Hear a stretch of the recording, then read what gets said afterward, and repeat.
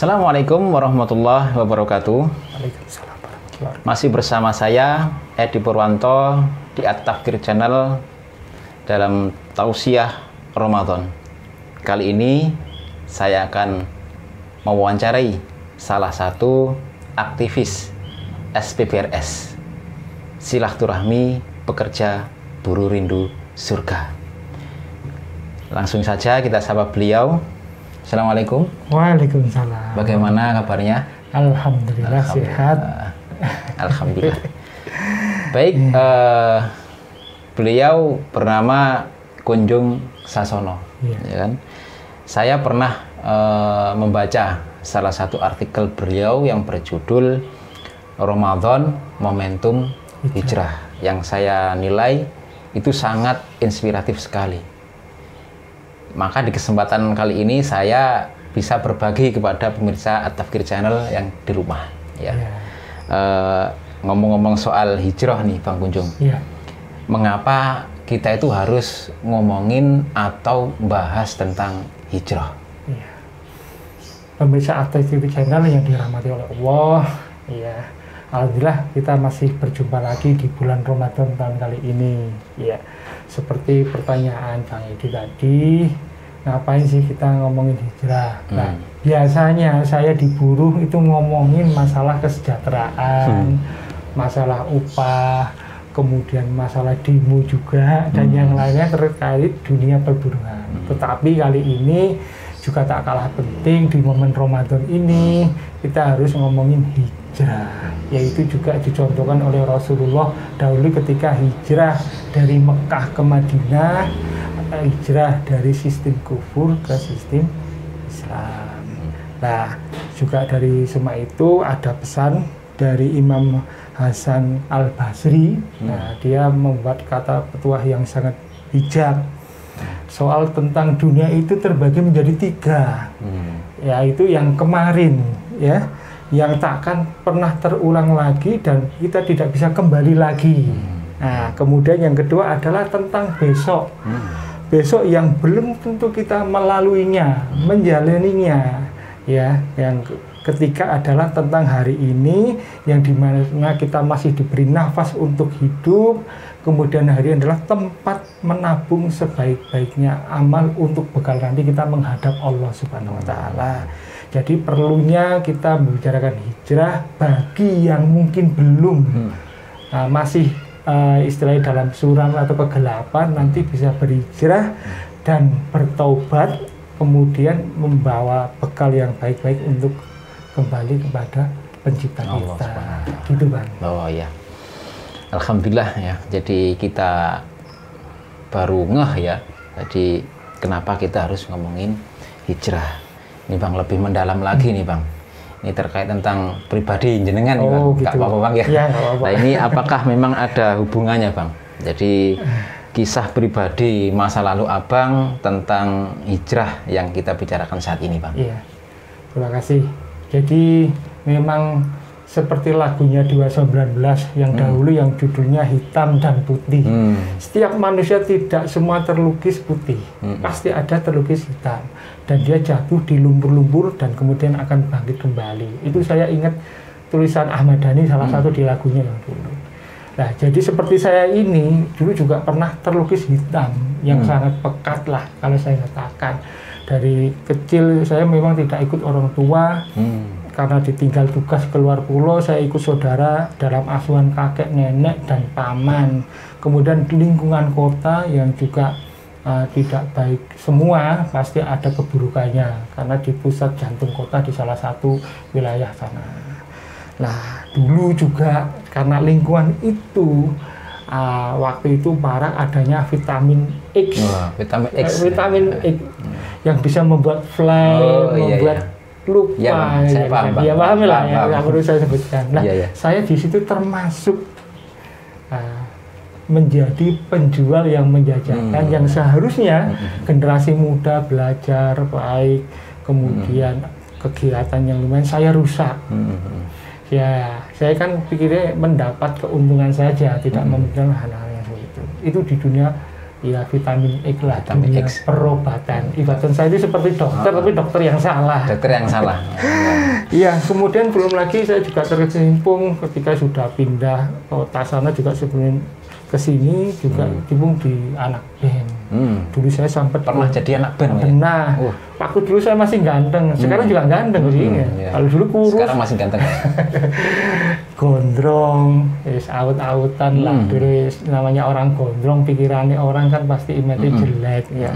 Tapi kalau nggak gondrong bukan anak band. Nah, dulu saya genjang-genjreng ngeband bersama teman-teman. Yang parahnya lagi, saya disambi Apa tuh, Bang? galak lah itulah. Minuman keras macam itu, Iya, Bang. Oh. itu hobi kalau Ngeri juga, laki, Bang, ya? ya itu hampir kayak ketagihan, rasanya tuh enak. Nah, semua itu saya jelas lupa sholat, lupa ibadah, bahkan istilah ibadah sholat Jumat atau apa itu juga jarang. Itu dampak dunia hitam, Bang. Ya, Mbak dunia hitam. Paling sholat Idul Fitri ya kan dulu. Iya. Itu karena sungkan dengan keluarga atau gak enak sama teman. Nah, jadi jauh dari agama, pacaran jelas. Bahkan saya sampai mau menikah tidak bisa membaca Al-Quran. Iya. Jadi jangan sampai bayangkan sekarang yang begini, saya sekarang ini dulunya baik-baik dari pendidikan ini dulu mau menikah itu tidak bisa menjaga. Berproses, Bang ya. Iya, Berproses. makanya, nah itu tentang kisah pribadi saya yang kemudian nanti juga akan menemukan jalan hijrah. Gitu, Bang. Gitu. Wah, lebih mendalam lagi nih, Bang. Iya. Prosesnya gimana, Bang? Proses berhijrahnya itu, Bang. Nah, singkat cerita, ketika saya masih di dunia hitam, saya bertemu dengan seseorang aktivis dakwah. Usianya lebih muda dari saya, orangnya good looking, murah senyum, bahasanya bagus, enak lah. Dia ngajak saya intinya untuk berhijrah, ya, lepas dari dunia hitam. Apakah saya menerima begitu saja? Tentunya tidak. Setan masih menguasai frontal, setiap apa yang dia bicarakan saya entahkan. Setiap apa yang dia berikan media untuk kebaikan saya buang. Setiap sekali saya di acara-acara kajian yang bagus, saya selalu menolak. Kajian Islam, Bang ya? Kajian Islam, kajian Islam.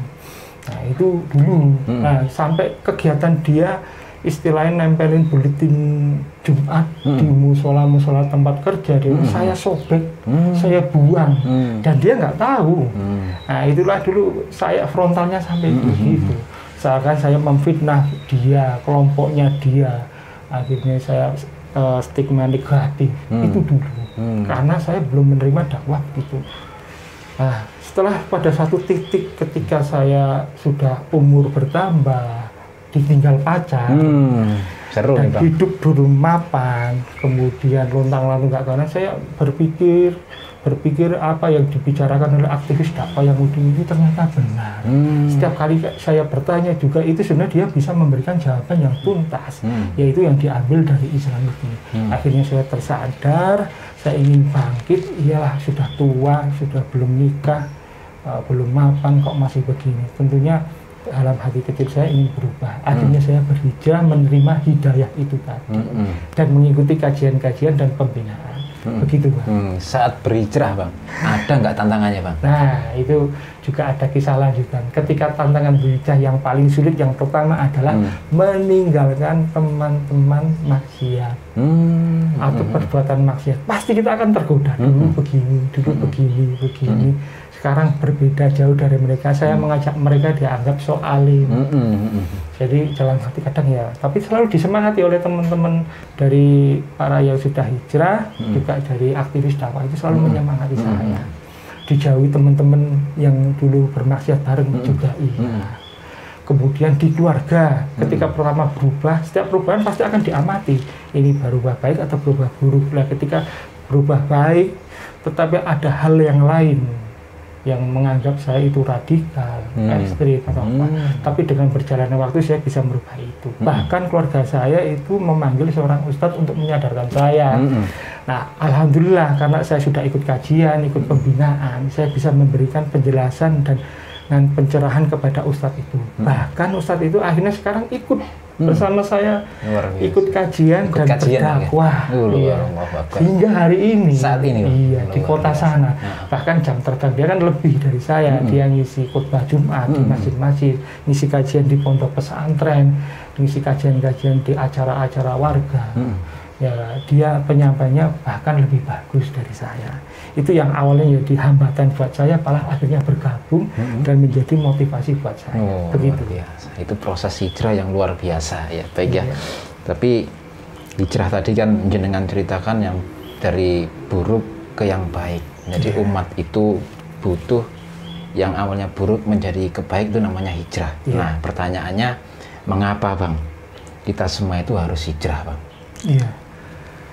Mengapa kita harus hijrah? Tentunya kita sebagai makhluk Allah, dia adalah makhluk yang paling lemah. Sak bejat-bejatnya orang itu pingin masuk surga. Ya, makanya kita harus beribadah. Nah, Allah juga ngendika dalam surat Ad-Dariyat, A'udzubillahi minasyaitonir rajim, Bismillahirrahmanirrahim, wa ma khalaqtul jinna wal insa illa liya'budun. Dan tidaklah aku menciptakan jin dan manusia kecuali untuk beribadah. Nah, ini beribadah juga dari penjelasan yang membina saya, maknanya juga luas. Akhirnya saya harus beribadah secara totalitas dan kafah. Juga saya termotivasi akan adanya kisah dari Bani Israel, seseorang itu ketika dia menjadi pembunuh, kemudian membunuh 99 orang, dan dia bertemu dengan seorang rahib ahli ibadah dan bertanya, wahai rahib, saya telah membunuh 99 orang, apakah saya bisa masuk surga? Kemudian rahib itu mengatakan, tidak, kamu berdosa besar, kamu masuk neraka. Maka dibunuh juga seorang rahib itu, genap menjadi 100. Kemudian dia berjalan lagi, sepertinya sedang mencari pencerahan.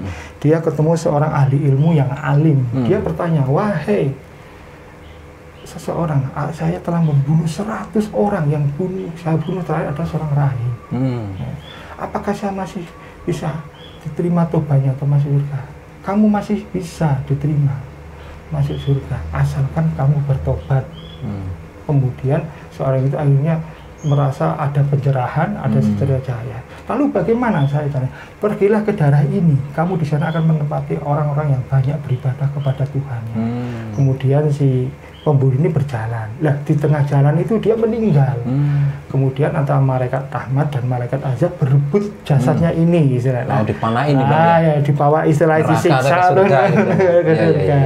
Lah, ternyata akhirnya diberi keputusan jaraknya yang lebih dekat dari mana, daerah kemaksiatan dia atau ke daerah yang keberkahan inilah. Ternyata jaraknya lebih dekat di daerah yang orang keberkahan dan banyak orang beribadah. Maka malaikat keberkahan ini yang mengambil. Itu menjadi motivasi buat saya. Itu baru saja mau bertobat, sudah bertobat, baru saja melakukan kebaikan, meninggal dan diampuni dosanya. Baru bertobat. Jadi begitu. Begini, terakhir Bang, pesan-pesan yang disampaikan kepada pemirsa At-Tafkir Channel bagaimana, Bang? Iya, pemirsa At-Tafkir Channel yang dirahmati Allah, sekali lagi kita adalah sebagai manusia, tentunya kita harus taat kepada yang menciptakan kita, yaitu Allah SWT.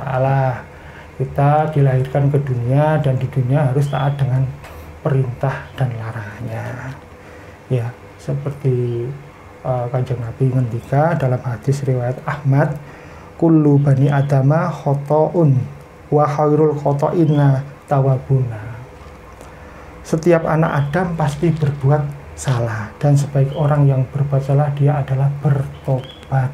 Nah, jadi orang yang baik belum tentu orang yang tidak melakukan kesalahan atau melakukan dosa, tetapi orang yang baik adalah orang yang berbuat salah dan berdosa lalu dia bertobat dan berhijrah.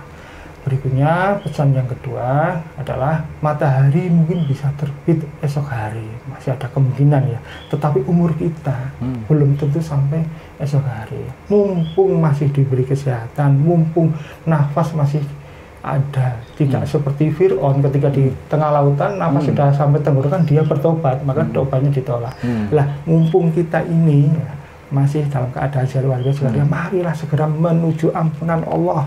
Apalagi ini bulan Ramadan, bulan penuh ampunan, dan setiap kebaikan dibalas berlipat-lipat ganda. Mari kita semua bertobat dan berhijrah.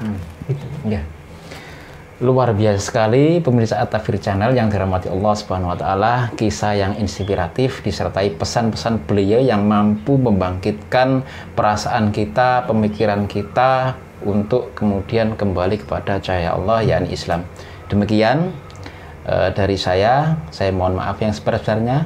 Wassalamualaikum warahmatullahi wabarakatuh.